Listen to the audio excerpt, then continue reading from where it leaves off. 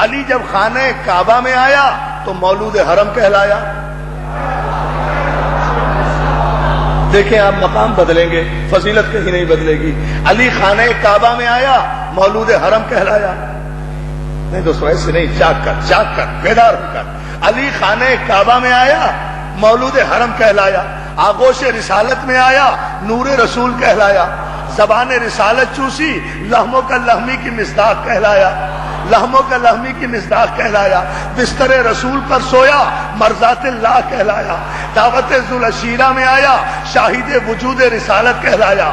بزم عشیر میں آیا، شاہد وجود رسالت کہلایا۔ بزم غدیر میں آیا، کائنات کا مولا کہلایا۔ بدر میں آیا، فاتح بدر کہلایا۔ احد میں آیا، ناصر رسول کہلایا۔ خیبر میں آیا، شاہ لا فتح کہلایا۔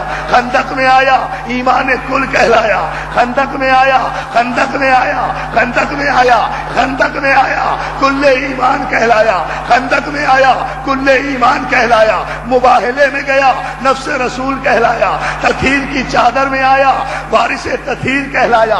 ممبر پر آیا، خطیب ممبر سلونی کہلایا۔ ممبر پر آیا، خطیب ممبر سلونی کہلایا۔ قرآن پڑھا، نقطہ بائے بسم اللہ کہلایا۔ محراب میں آیا، محراب میں آیا، محراب عبادت میں آیا تو محراب عبادت میں آیا، امام دو جہاں کہلایا۔ حالت رکوع میں انگوٹھی دی تو شاہ انما کہلایا۔ سائل کو روٹیاں خیرات کی تو سرتاج حلتا کہلایا۔ بستر پر آیا تو نفس الہی کہلایا۔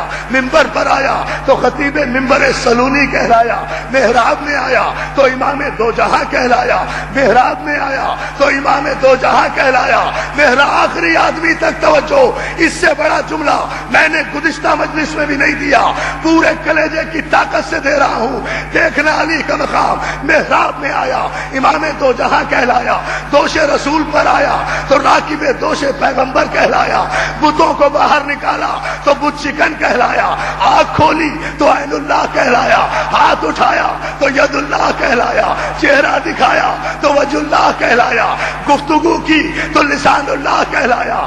گفتگو کی تو لسان اللہ کہلایا۔ تخت پر آیا تو امیر المومنین کہلایا۔ تخت ٹھکرا کر خاک پر بیٹھا تو ابو تراب کہلایا۔